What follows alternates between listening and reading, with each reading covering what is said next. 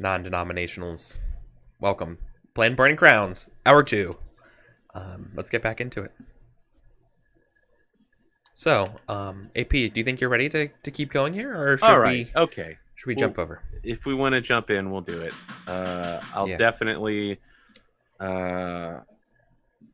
say something like, "What do you have to say for your actions, Heinrich Edelman? What do you say to the people of Miven as you try to run away from justice?" I think Edelman's gonna try to blame you again. Okay. Being like, my fellow Mivenese, you don't understand. I've done nothing but treat you well. And also, you changed your red. Oh my god, you changed to a red shirt. Sorry, just realized that, Sam. So sorry. So yeah, so Heinrich is going like, countrymen. Surely you cannot listen to the word of the Regarvians. They lie. They just seek to betray you. So he's deflecting and trying to get the crowd angry again. You know this man, Miven. You know what he has done. I need to stop you real quick. Because I feel like where do you see this going? Because this might end up becoming like a duel of wits, or this might actually, you know what I mean? I was thinking it's more probable this can turn into an actual duel. Okay, cool. All right, I didn't want to like us just keep role playing back and forth when this clearly could have been a duel of wits. Okay, works for me. You have seen this man and his like before. You know his crimes, and you know the responsibility he bears for this event. And Swan is gonna throw him Steve Gary's sword at his feet. Okay. There's a tradition here that we follow in Mivon. Is there not? You think that I am not good enough to stand before you, Heinrich Edelman? Prove your innocence. Perhaps God will judge you worthy. Sweet. Oh, he needs to get out of this real bad. He needs to get out of this super bad. So I think call for a champion? No, he's going to refuse and say that you've already killed Mivene, like you've already shed Mivene's blood, right? You don't deserve our rights of a duel. No, Heinrich, you have shed Mivene's blood with your lying and scheming. The blood that you have shed comes in the form of coin that you have not paid. That men and women and children go hungry at your hand. That men spend all day with nothing to do, nothing to work at, and nothing to feed themselves with, because you are greedy and arrogant and selfish. And even now, you are without honor. Take up the sword and prove your innocence, or meet the foul end of your deeds. Oh boy, he's looking at the crowd and trying to like gauge their response, and I think they do want him to fight, and realize he's not really getting anywhere. And so he's going to have to he's going to try to shout for a champion, right? So he's going to reach out to the crowd, right? And he's going to appeal to the crowd. This is the same crowd that's against him, right? Just to be clear. Well, they're kind of neutral right now. All right. Right? Okay. Oh. And he says, you know, is there anyone in this crowd willing to defend the honor and prestige of Mivon against this barbarian? Right? Sure, certainly enough, I could best this person, but who here wants vengeance? Who has lost a brother or a father today by this savage? Right? And he's hoping that someone's really angry in the crowd who would be willing to step forward from this, right? Yeah, of course you can ask a question. Didn't we establish that people have to fight their own battles? Wasn't Yes, that why we did. Swan has to fight himself? I know. Well, this is why this is like a challenge. But he's hoping that, like, he's just praying that somebody else wants this opportunity. And so he's really banking on that right now, right? He's really hoping, he's hoping on a miracle here that there's an angry kid, right? Or, you know, there's some kind of, you know, like a teenager who just barely knows how to sword, who just lost his dad, who was owed those wages, who wants to step forward. Right? And how do I make this fair? How do I know if there's one there or not? I can totally just do a coin flip. I mean, die of fate, right? Yeah. I feel like, but that's an 18% chance of it being true. Here's the thing, right? If this is interesting, or if this challenges a belief or an instinct of Swan's, then there is a champion. He's just there. If it's interesting or challenging a belief. If it doesn't, then you could roll a die of fate, or you could just be like, no one comes forth. I mean, come violence on, Eric. Don't you want to see capitalism triumph over shitty capitalism? Don't you want to see early stage socialism beat the hell out of late stage capitalism? There is no differentiation between those two. I mean, your belief is literally violence isn't a solution and troops are not the answer. Right? That's correct. But that clearly means on like a macro scale, not on a dueling scale. Right? Okay. To first blood is not the same thing as murdering a person in the street. All right. So let me. No, it would be him then. It'll be him. I'm also trying to scare the shit out of him into not fighting. Right?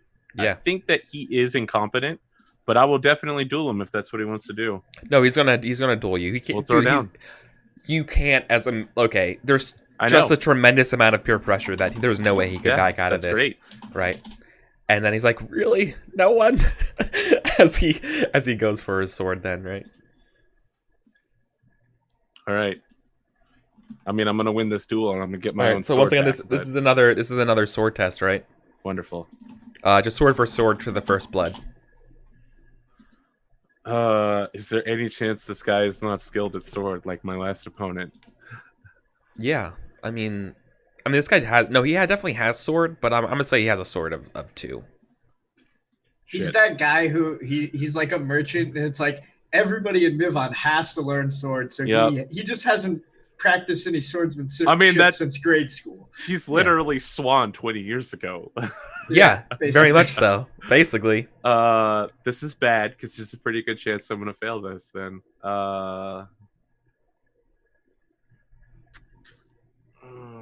so here's what you can do, AP. Can I get an advantage here? This dude is stressing out. Swan is completely in his element. This guy is super nervous. The crowd is kind of against him.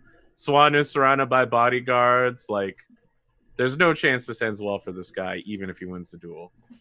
Here's what you can do, like just within the system, right? Without Eric doing you favors. Arbitrating. You could lift this up and be like, instead of a fight, can we have a bloody versus? Because the bloody versus, your armor becomes advantage dice. Your everything becomes advantage dice. Armor.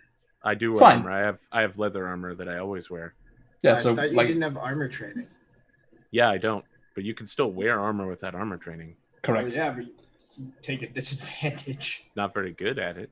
Not for leather armor. What I'm saying is that you can upgrade it to bloody versus to like look for advantages where like Swan is stronger, like in equipment, for example. You could also just go into fight if you want to go crazy with it. No, we're not going full flight. I thought mode. bloody versus was what we were doing to the first blood. No, I thought I was going to do a simple versus. All right, simple versus is fine. Yeah. I mean, I mean, we could totally. Where is the bloody versus? It's like 270 something, right?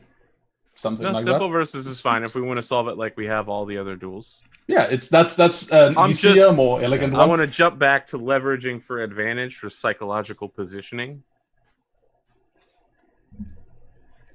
No, I don't think that's worth a die. All right.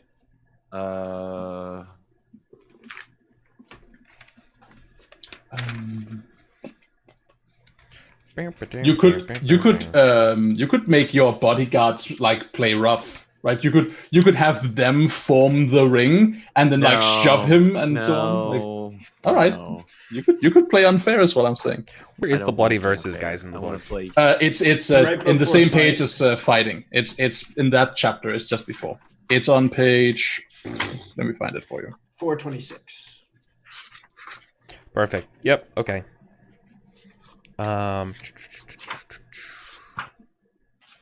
basically, you divide your pool into attack and defense. You get advantages if appropriate, and then bonus dice for armor as well as different weapon advantages. Yeah. The downside. So we don't have a weapon. There's no weapon advantage. He has, I guess, the gambeson on.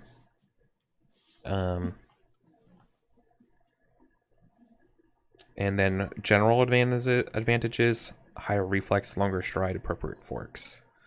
Neither are going to be relevant unless he's an elf for some reason. He throws off his mask. Actually, I was an elf the entire time. I've been corrupting humanity. I return now to Candlemeal Island on my secret retreat. I am secretly Tylosian, Elven Swordmaster. So it's a bloody versus, right? Is it? All right. Let's do it. Tell me how I assemble this die pool then. So it's like a rebuttal and duel of wits. You split up your to attack and defense. Well, and you'll get a bonus die to defense for your armor. So I get what, 2 armor die for? Yep, 2d for reinforced leather. So that gives me 5 dice. What does he have? 3? Well, he has 2 dice and 1 plus additional die for defense. Right. So 3. Yeah, total. One of them has to go into defense. Right, got it. I'm gonna put 2 into defense and 3 into attack. All right, swing. Okay. Do you have to put dice into the defense pool? If you're using armor, they have to be in the defense pool. Oh, sure. Love to not be dead. Okay. Yeah.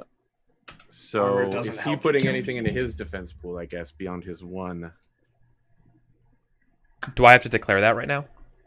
I don't know. You would anyway, right, when you roll the dice? Yeah. So just build your pool. I'm just wondering for the answer is no. Okay. All right. Well, I got 2 successes. What? Oh, I put 3 in. Okay, so I just had 3. I got 3 successes. Ignore. I put modifiers in when I had none. And that's our attacks, and then we have to do our defense? Sure. Yeah, sure. Nope. I got a 1 on it. He gets beat up. So he gets hit. Yep. But so does Swan. No, but you had one additional success, right? No. I had 3 to his 2. Yes. Yeah. I succeed. So both sides get hit. Yeah, both sides get hit in that situation. Really? Yep. Your attack dice don't help you defend. Your defend dice don't help you. He had 0 attack dice, right? Am I wrong? No, about he that? has 2 successes were for attack, and the 0. Oh, you're correct. Yeah, that is right. A desperate battle leads to both sides wounded. Apply wound results as per the weapon rules. Well, this was to first blood and not necessarily. Okay, so that's possible. I don't know if I want to get into that because this is a duel, and I think they would know better than to like. This isn't to kill, right? I feel like there's an implicit thing that there's to kill here. But what I really like about this is that it's too close. Since you both did damage, perhaps it's too close to call. And I think there's people calling that you won, and I think there's some people calling that Heinrich won. And but you both are got hit, right? Seems appropriate. I feel like that's weird because I have an extra success here, and my intent is absolutely to beat this guy down for his. That's true. I don't want to give. I don't want to give that. Yeah. You're right. I feel like the result here is that I will absolutely accept an injury over this as long as it's clear that I have definitely. It's close, but I've won. Okay. I like the idea that Swan hits the guy. And then but it's too late for Heinrich to stop his sword, even though he's lost. And so Swan still ends up taking a hit or a wound or something. But it's very clear that he won because he got more successes. Okay. Yeah, I mean, also a duel to first blood is like a duel to the first injury, right? Like that could be a fatal injury. Good thing I didn't spend my persona point. Okay. Yeah. Then. Oh man, that's actually even better. Oh, that's even better. That he. So not only did he win. Or did you win? But then he should have stopped and didn't, right? And still ended up following through. So AP, you win, right? So you inflict him. You inflict him an incidental wound, but you have enough success left over that you could upgrade it to a midi wound if you want to. How bad is a midi wound? That sounds really For bad. you, it's a B6. You inflict a B6 in a midi. So No, it's I mean, however. like, what does a midi wound look like? Sorry, mark hit. Sorry, you inflict a mark hit, not a midi wound. Mark hit. So that depends on how tough he is. If he is weak, like you, that could be really bad. Like if he's me? Like yeah, B6 is going to be a midi wound for almost anyone. Yeah. Or actually, I mean, it might be a light wound if he's really tough. But he's not tough at all. Merchant. No. But what does a midi wound look like? Am I talking about like he's on the verge of dying horribly from this? Or? If you inflict if this mark hit is a midi wound for him, it means that he needs to receive treatment to get better, and there is a risk of him dying if he doesn't receive it like for a long time. Yeah. Absolutely. And I'll tell you what the sword wound looks like. If you've ever played Final Fantasy VIII, the opening cinematic of the game, the dude takes an enormous sword blow to the face and gets a massive scar that he has for the rest of the game. And I feel like that's what happens to this guy. Like Swan, it goes out of the way to mark him with a horrible bleeding face wound. Nice. So that everyone will know that you don't mess with Marquis Ronald Swan. Yes. That's perfect. And O Fortuna plays in the background. I love it. That's perfect. Yeah. For sure. Fuck. All right. Tell me what kind of wound I'm taking, because I'm super weak.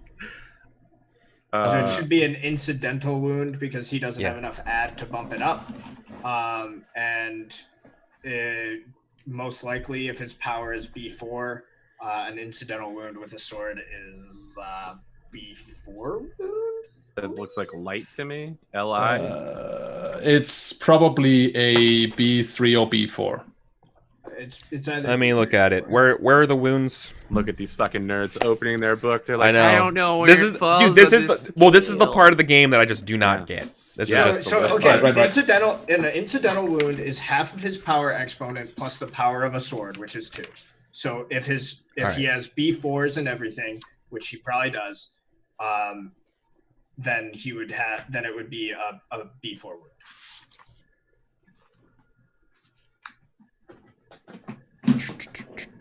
I would definitely recommend that if we're going to keep doing duels, that both of you guys actually read the chapter on fighting and weapons. Yeah, that's probably true.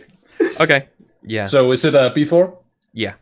All right. So it's a light wound for Swan? Probably superficial. LI. Yo, it's light. Swan is super weak, dude. B3 would have been superficial. What's your mortal? Said. My mortal is 9. Yeah, then it should be superficial. No, you can't estimate that. You estimate it based on his fucking fort, right? Like you said that the base level. Less than 4. You write where your mortal is based on. My fort is 3.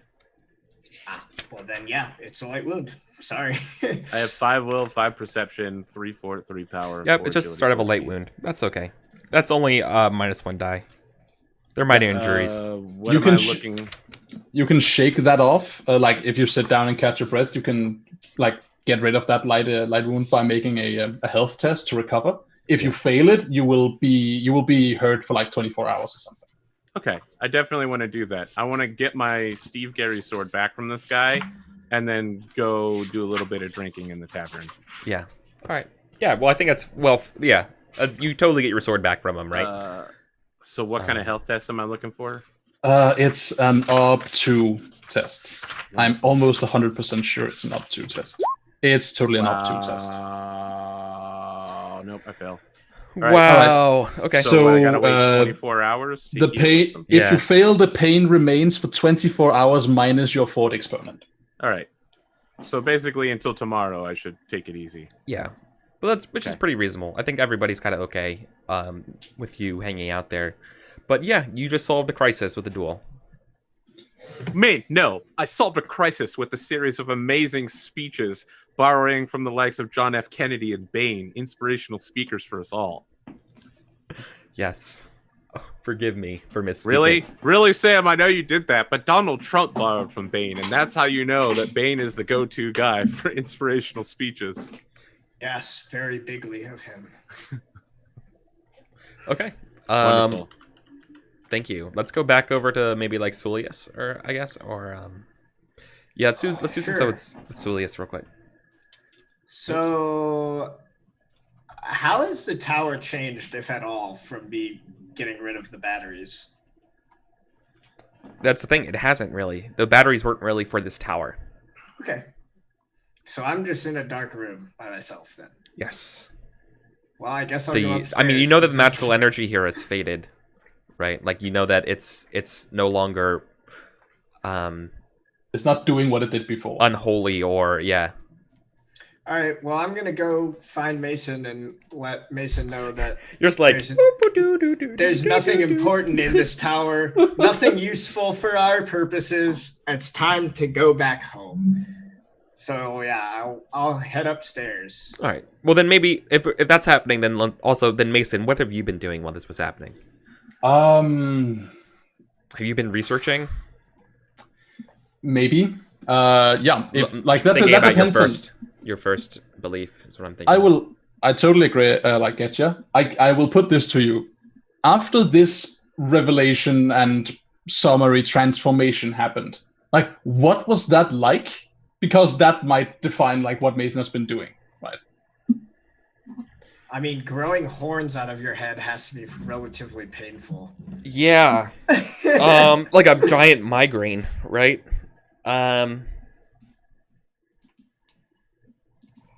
Yeah, so not only have you had a migraine then, but yeah, what's your appetite like? Are you hungry? I imagine you're probably hungry. I feel like I need something to eat. Also, the world looks very much different and in greater detail than it did before. Yeah. Also, I have horns. That's also a thing that happened. So, yes, you have horns, which is probably going to be a weird fucking thing for Solius to walk into. Yeah. But I mean, it's gonna be weird next time Vladimir goes for the headbutt. You know what? I'm much more jazzed actually for Mason doing stuff. Oh my god! You thought maybe it was from the headbutt, and then you touch yourself, like your head, right? And you're like, what? Yeah, it's just a fucking mess. You know what? Actually, I'm gonna send you a link. I fucking posted this link for Sam. I'm just gonna put it in your chat. Okay. So, but what were you? So, oh wow. Okay, those types of horns. Those are badass horns. I wasn't thinking that. I was thinking they're much smaller than that. But is that what you're thinking? Are they like that big? I think so. Like, or they might grow to be like that right later on. Like it might be exponential. So, good stuff. What are you? Yeah. So I mean, so other than that, you feel pretty okay. You feel energized. So, are you doing anything before Solius shows up? No, it's way more interesting to me if like Solius like walks in at that point, right? What like me piddling around and then Aurelius arrives, right? Like nah, I can do stuff after that. Let's deal with Sam walking into the room first, and me like clutching my head and being like, I just woke up. I'm just ow. What is? Yeah. Sure. So you come into that. So I walk into the room. I see a monster holding its head where my friend Mason was before. Man,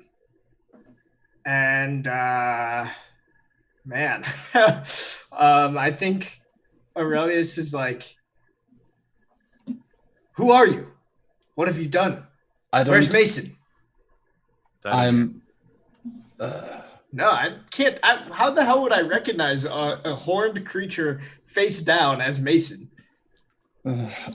Aurelius, I don't feel that good. Mason? Yes. What in the Lord's name happened to you? A lot of things happened. A lot. It's complicated. Are you okay? We didn't know where you went. I feel like something is wrong, and like I'm touching my hand to these horns, as if I don't understand why there is a sensation of touch as I move my hands over my head. Like, is this a magic thing?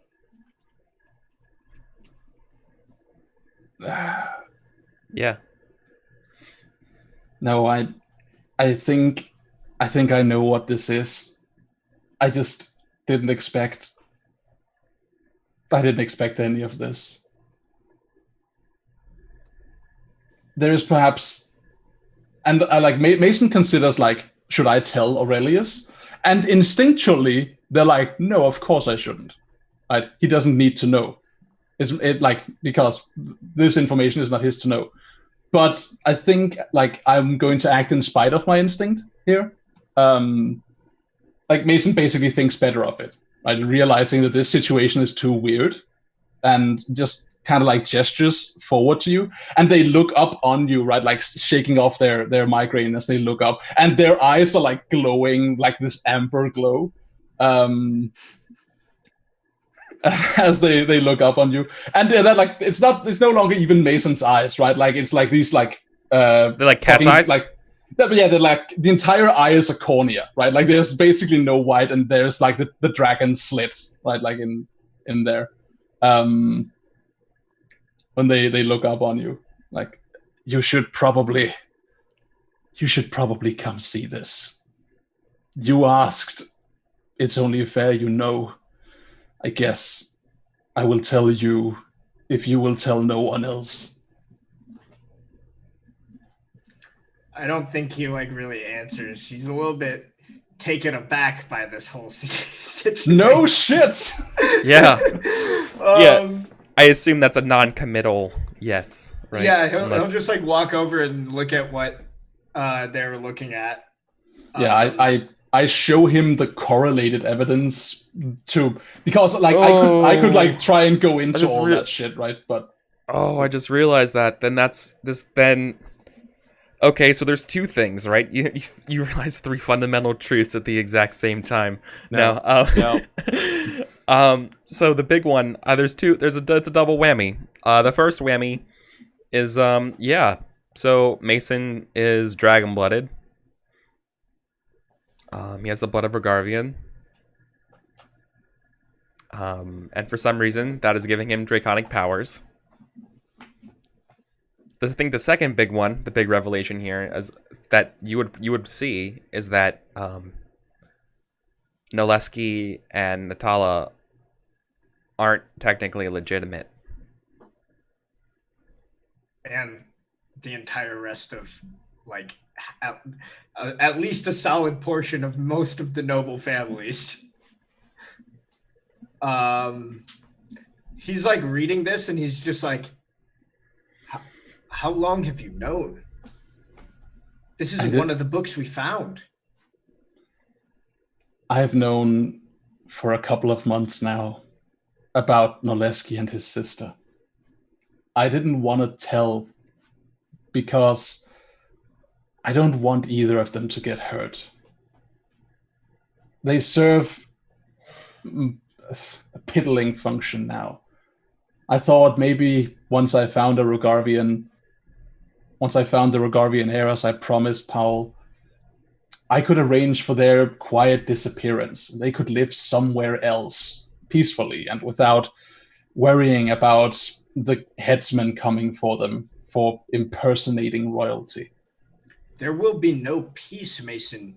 You must realize this makes at least 40 to 60% of the nobility in Brevoy illegitimate. That doesn't matter. Don't you realize none of that matters? Nobility isn't about inheritance. Nobility is about power. The people understand inheritance, but anyone who can wield the power properly can claim nobility for themselves. That's how nobility gets started. That's how kingdoms are made. This doesn't matter. I didn't tell you or anyone else because I don't want Noleski and Natala to die. Mason, I think you are vastly undervaluing the way that people think. This is going to cause a stir. This is going to make people believe that they should have the power and reach to take it. That is why I'm saying I didn't tell anyone. Now, please stop, because this isn't going anywhere. I need you to keep quiet about two particular things. I need you to keep quiet about me, and I need you to keep quiet about them. He like chuckles a little bit and is like, Mason, perhaps you should see a mirror. Don't think you're going to be able to keep this one very quiet. I think like Mason looks worried for a moment, right? Like, what are you talking about? And I find a surface that's like polished somewhere. Like, is there a mirror in here?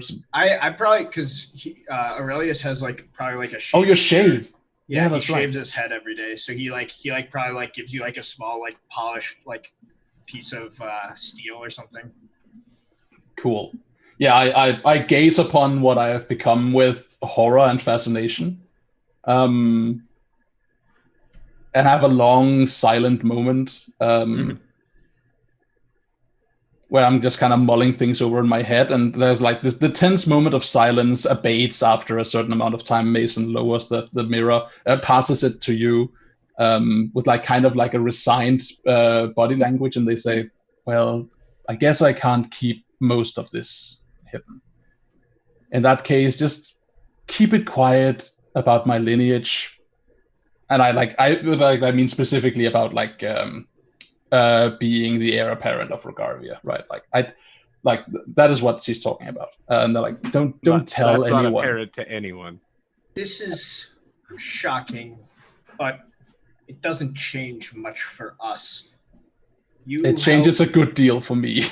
I say like, and I'm kind of like laughing just with that kind of maybe laughter will dispel some of the discomfort I'm feeling, like that kind of sensation. I meant it doesn't change anything between us. It doesn't change the service you rendered to civilization. It does not change the boon that is owed to you by Abadar. And Thanks. me as his hand on the earth. Thank you. I guess I appreciate that. It also doesn't change the fact that it's time for me to take my leave from this place. I was not able to find what I was looking for. And I believe that the reason that Abadar moved me into position here has been fulfilled.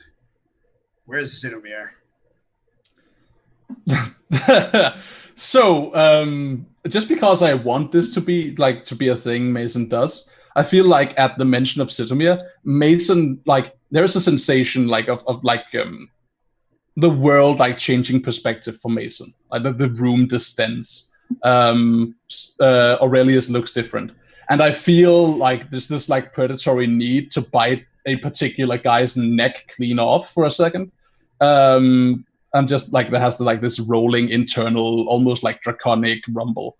And then I like snap out of it, right? And I look at you, I'm like, I don't know, he left. And yeah, I touch my hand to a gash in my forehead.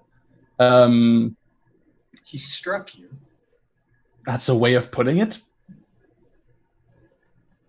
Look,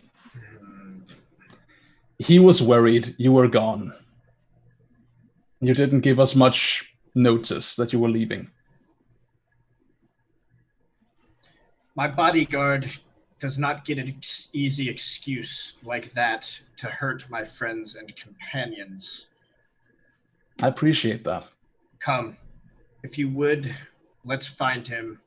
I don't know if you are going to stay, but as I said, I've been gone too long from my brother. My duty here is at an end. Sure.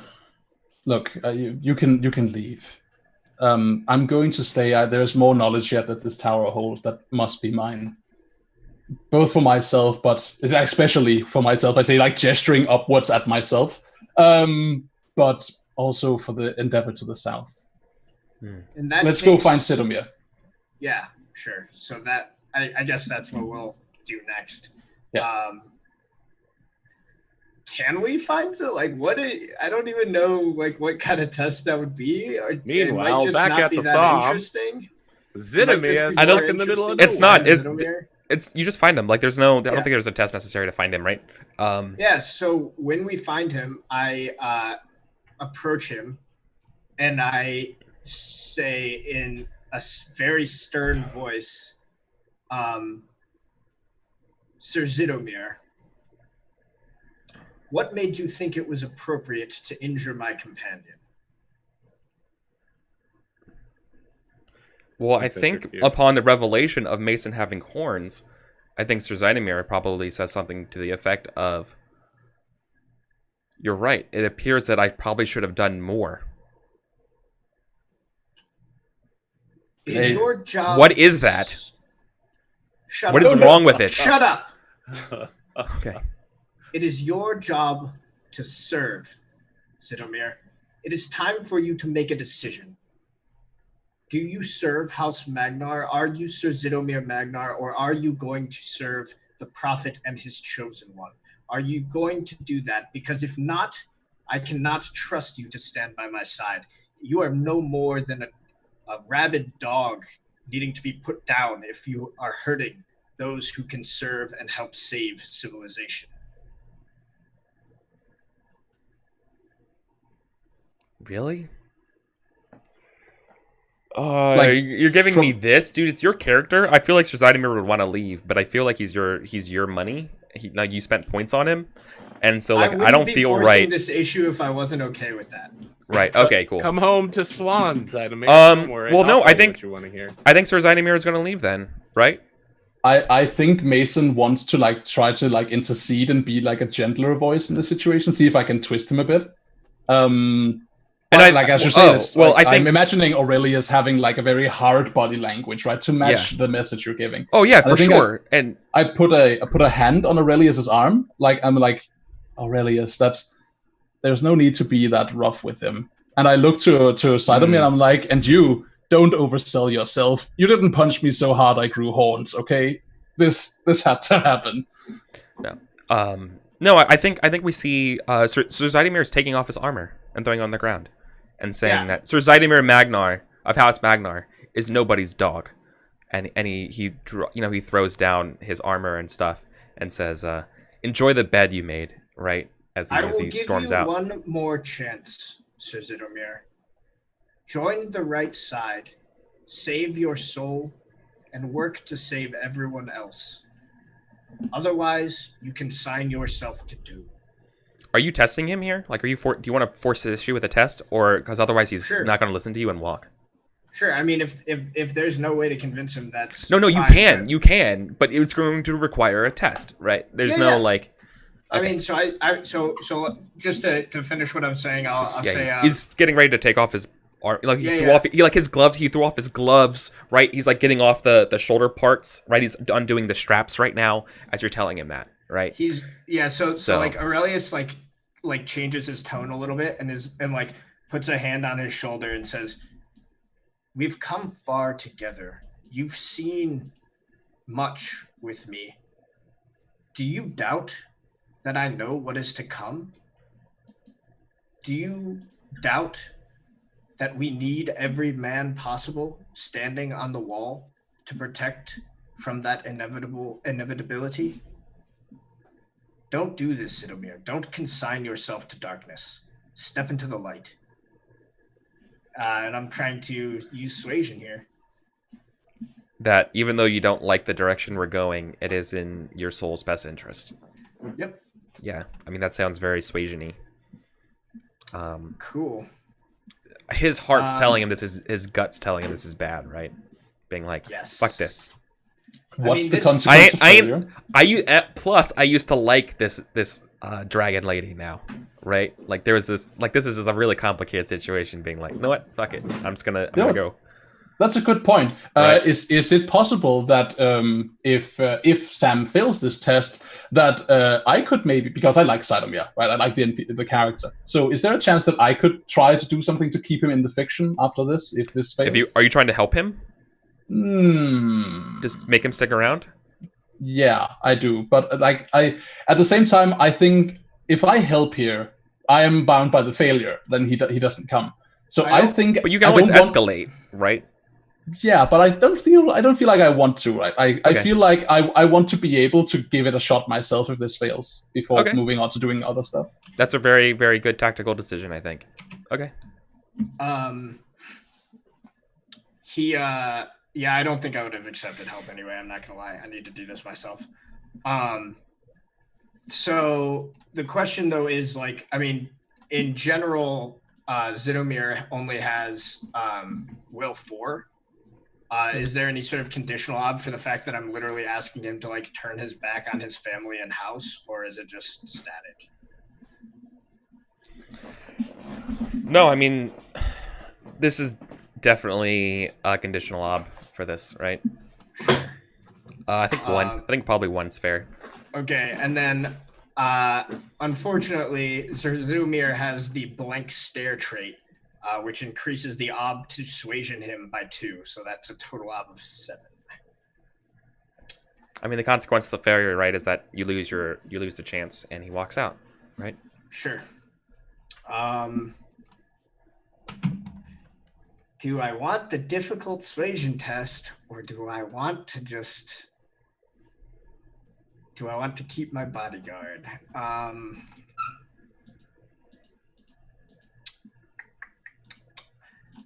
Yeah, I guess I'll fork 2 things and still take the difficult suasion test because it's op 7.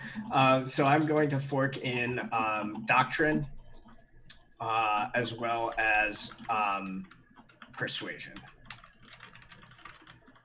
If those doctrine feel appropriate. I mean, this entire conversation has been about the doctrine of the fact that the world's gonna end. How about ugly truth instead? If you don't, yeah, ugly truth for sure. That makes more sense. When I think of doctrine, I think of citing pages and verses. Sure, yeah, that makes sense to me. Or like, you know, or paraphrasing, like, you know, the saint says, yeah, you know, to do a good turn, blah blah blah. So sure. Base op 7. Do I have any 6s? I will re-roll those 6s. You got 2 6s. Nope. No dice. Yeah, so like what does like him just telling me to fuck off look like? Right? No, I think he says, you know, Sir Zidimir of House Magnar is nobody's dog. You might... Okay, so I'm trying to think of what he would exactly say and how to phrase it.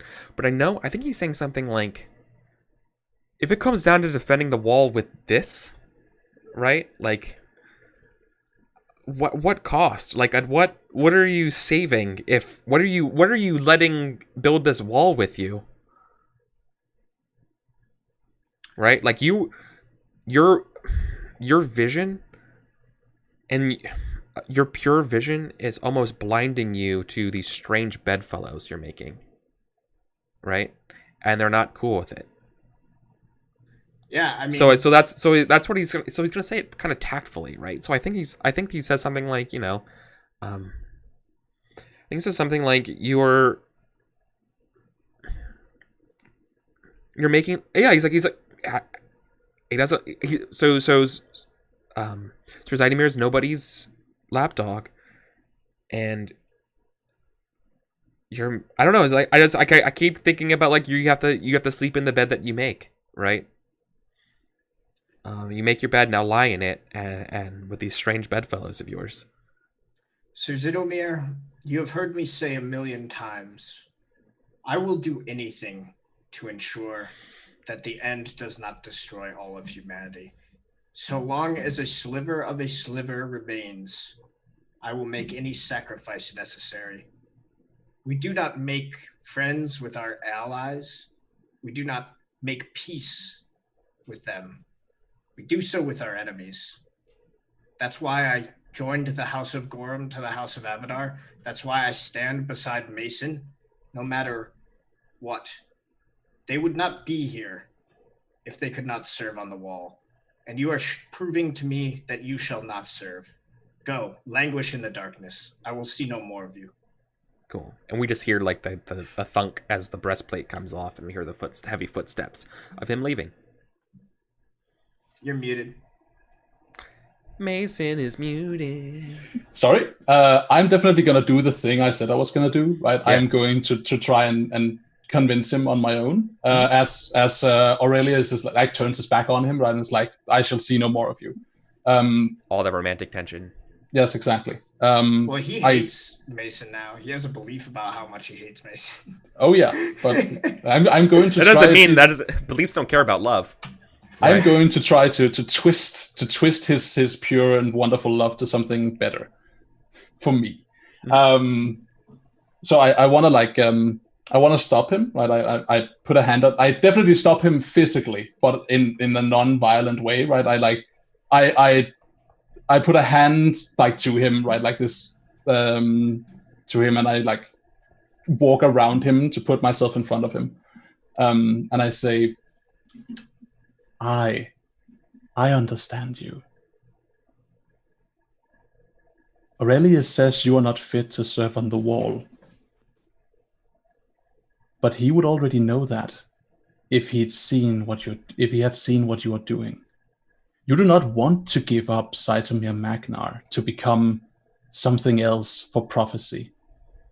You do not want to diminish yourself to play a role in the grand scheme of someone else.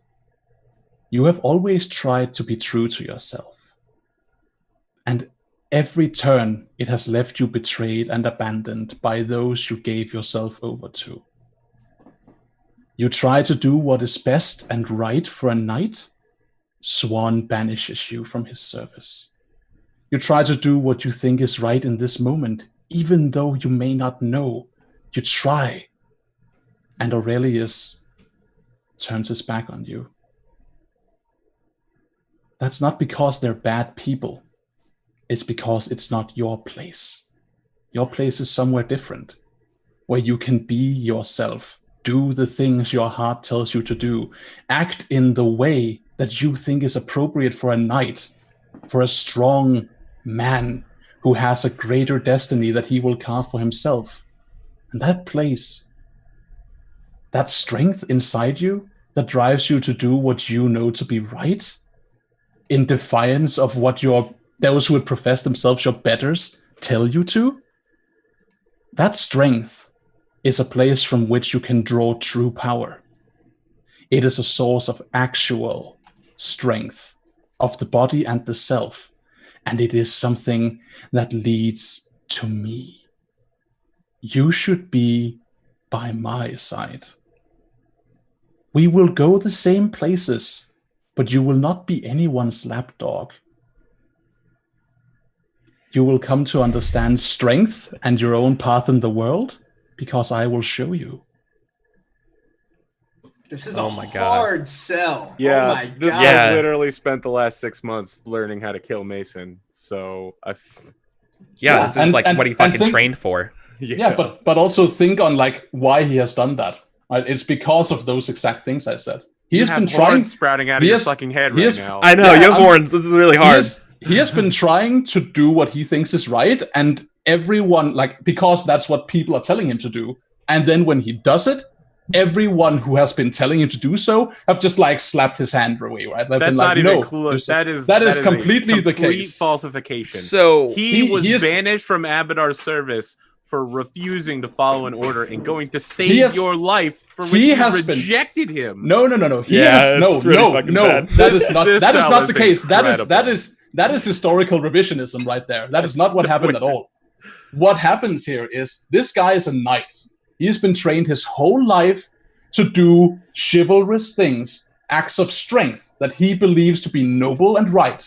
And when he does, and he's been trained to do so for the nobility. But when he does that, the nobility scorns him for it. When he did that, I'm gonna have to keep like pushing my fictional positioning here because I can see from Eric that he's like, you're in a bad spot, and I need to be like, no, I'm actually not. And when the only person who supported him in that moment was Mason, I did not scorn him. I was the one who put my hands on him and be like, no, you and I need to go because these people will not understand. You need to come with me. I will protect you. And he decided to not do that in that moment. He decided, no, I must go to Swan. And when he did that, he was punished. So that is the truth of what happened. That is totally what it was. Okay, so here's the thing is, A, you scorned him and yelled at him. That's a fact. You did. Yeah, but that was B, after he turned me down. B, his entire argument for why he wanted to leave Aurelius' service is that he thinks you're a monster. Yeah. So like, setting cringe in chat gets it. Literally asking a holy warrior to accept a devil's bargain. Yep. And his blank stare makes a persuasion test a +2 op. So Like, just come back to me, Zivir. No, that's fine. I mean, obviously the consequence of failure is that he rejects you too, right? But it's just a matter of like. I think it should maybe be something bigger. Like he's been insulted and reviled, and now like this person is trying to like. Oh yeah, he's gonna leave. Like, he's gonna leave. Yeah, he's gonna threaten and then leave. Right. So like. Right. I would just want my Emperor's will to draw Cytomir back to me from across the galaxy. I know, but like, how amazing would it be? But how amazing would it be if you turn him into your lackey? So, yeah, I think he's not going to you though. I'm going to, like, I guess my intent is clear here, but just for funsies, I will make it clear, right? My intent here is that he becomes my Darth Vader, right? I want this guy to be like, you know what? Yeah, my that's Darth true. Vader. Stop stealing my Darth Vader. You're the dragon. I need my dragon. So that's the intent, right? I want him to join me because he sees the truth of what I'm saying, right? He has been turned down for doing what he was trained to, but I accept him for who he is. Even in that critical moment, I did. Now, I'm not happy with him most of the time because he keeps doing dumb stuff, but that is because I want better of him. I mean, you're trying to. It's just a persuasion test. Yeah. No. This is definitely philosophy. Like everything I just said was philosophy. It might be fucking persuasion. You're trying to convince him to see things in your way that are in his best. It is in his best interest to follow you instead of going home. Exactly. You could fork philosophy and rhetoric and stuff. I'll take that. That's a good sell. It's definitely persuasion. All right. I am forking philosophy. I am forking falsehood for manipulating the fuck out of this guy. Yeah, that's true too. Falsehood's a good one here. Yeah. I think I would like to see a little bit bigger of a consequence for failure than just he continues to leave. Sure.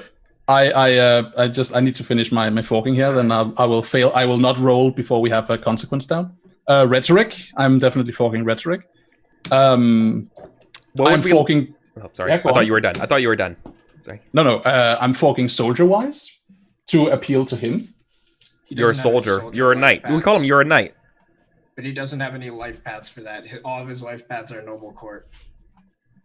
Yep. Is it appropriate then? Well. I mean, not that my opinion matters, but I feel like it would be for this guy. Yeah, you're talking about service. All right. Specifically, like military service, right? Yeah. So I feel like that's okay. Taking orders. You're talking about taking orders, which, I mean, a soldier is taking orders. So sure. All right. And my last question, and I'm not sure about this. This might be covered by philosophy. I was going to ask if you think it's reasonable to fork secrets-wise, based on the stuff I said. No, I don't see any secrets. All right, necessarily. Cool. But you have fucking horns on your head, so I feel like that's a problem. The entire argument he just had was about how he doesn't think that Mason is like a person that we should have around. So yeah, exactly. So like, I mean, the argument was definitely that he was no one's dog, right? Well, yeah.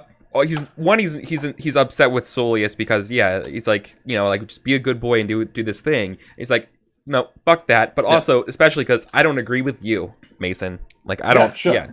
So like, then being like, he doesn't agree with, watch me. He doesn't get your witchcraft away from me. He doesn't disagree with me. He disagrees with how I look, and I'm trying to break through that. Yeah, so but you still are going to take it. Like, it makes it harder. Yeah, and definitely. He has a belief about how much he doesn't like you. Like, I think there's definitely a modifier to the obstacle here. There is no doubt there should be. So it's a +2 ob. Like, for as far as difficulty goes, like, so. I mean, the two things. Come on. Why would he believe? Forsake your house and family and legacy. Forsake everything you ever know. +1 ob. Come on. Give me something here. I said 2 ob. You modified it by 1.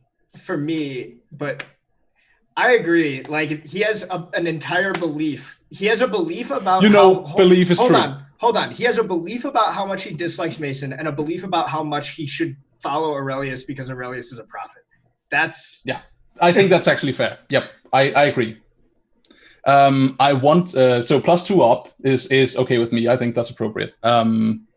I would like to take advantage for my fictional positioning. The things I said literally play into his character and every bad thing that has happened to him on screen. So though my situation gives me an obstacle, my fictional positioning should give me an advantage too. I feel like that gets negated by you having horns. No, every one of his beliefs and instincts are against this. Literally every single one. But that modifies the obstacle, right? Like that does bad things to the op, but what I'm saying is still true and playing into everything we know about his character, which should still grant advantage, because advantage and obstacle are two different things. I mean, you are saying. I think you're kind of saying what he would like to hear, but I mean, I guess it's independent of the person saying it. So okay, I'll give you that to you. Thank you. All right, let's do this. I am go. Oh yeah. So before I roll, Sam, you had something to say about consequence for failure. I mean, I feel like he should be lashing out physically if you fail here. Like, I think that would be hilarious. Well within his character. Yeah. Yeah. I'm fine with that personally, especially since he just disarmed and disarmored. I'm okay with that. No, he kept his axe. He kept it. Yeah, he has his weapon. Sure, but the armor is also part of that. Yeah. So. Okay. Yep. I am going to. I am going to engage the mechanics that I have fucking written for Mason now. So this is going to be the first time that they engage these mechanics. Of course, I would like to spend a persona to use my ferocity. I'm doing the greed thing, but I'm spending a persona, engage my ferocity to outwit this person, which is one of the things we talked about. And hoard this person. Yeah. Yeah. I'm just gonna go full ham. I think. So I'm going to roll 5 dice. Yeah. You have your mesmerizing eyes. It definitely is like witchcrafting, I should have used right? that. I should have used that. I didn't, and I'm not gonna. But I should have lowered his stats with mesmerizing gaze before doing this. Yeah, I mean, I didn't really say it, but it definitely feels like witchcraft, even though you're not casting a spell. Yeah, I think it has that dragon tempting thing to it. Yes, right? Precisely. That's what this is, right? This is speaking with a cloven tongue. Yeah, exactly. And he hates you, but you're tempting him, right? Yeah. It's very, very devilish. Yeah. Come to my side.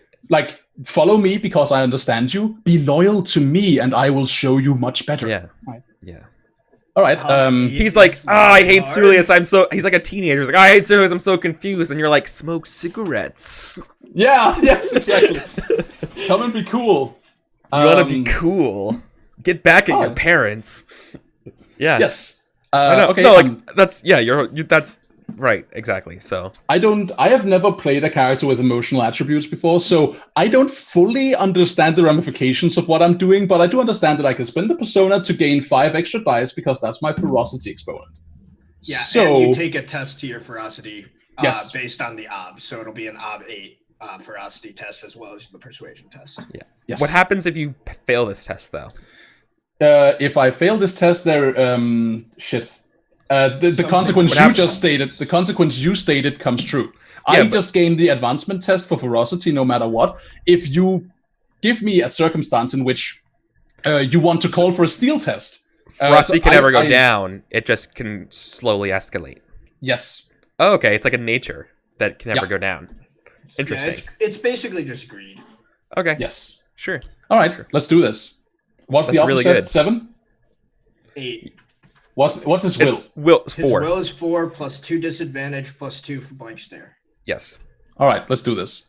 I guess I'm also I spent a fate to do this. So sorry, persona. So yes, let's do this. Op 8. Go. Are you fucking serious? Jesus. That is a lot of successes. Wow. Well, that's a lot of successes.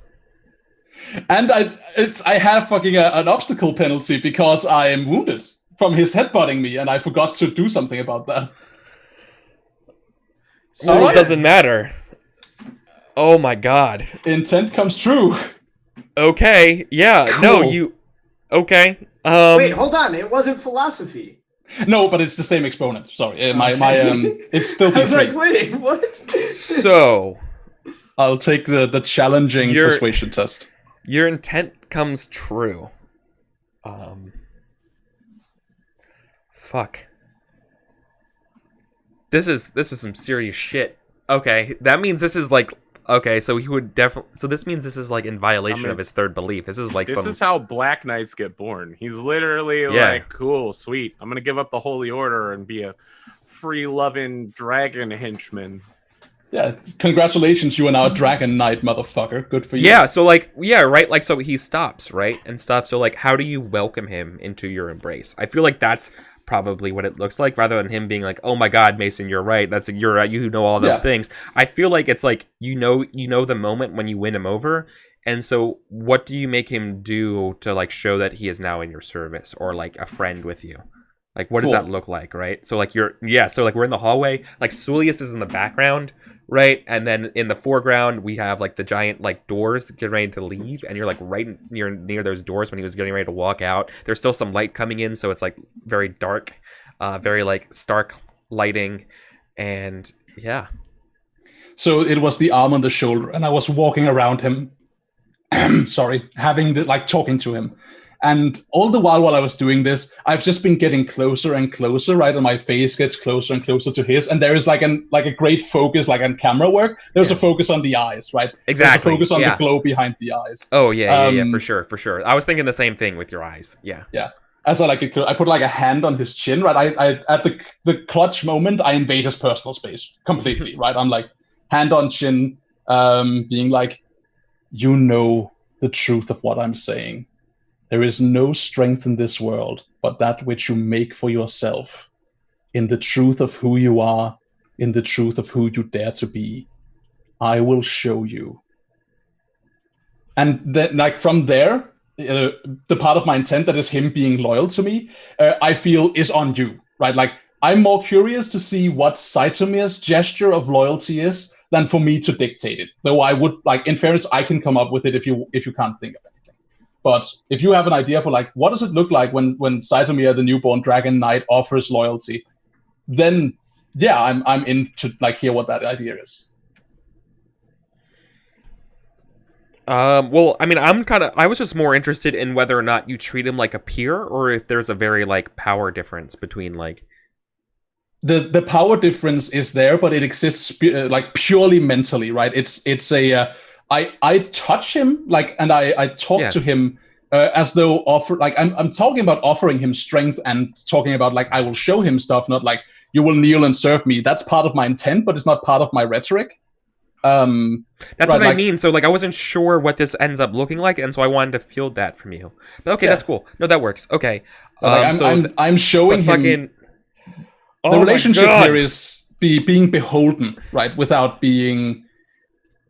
In a non-conventional sense. Yeah. So now I feel like Sulius. Oh my god. So he's gonna like. He definitely doesn't believe Sulius. Like he believes that Sulius is taking us down the wrong path, right? That's up to you. I have no say in his beliefs. Well, he's also not sure about you, but like.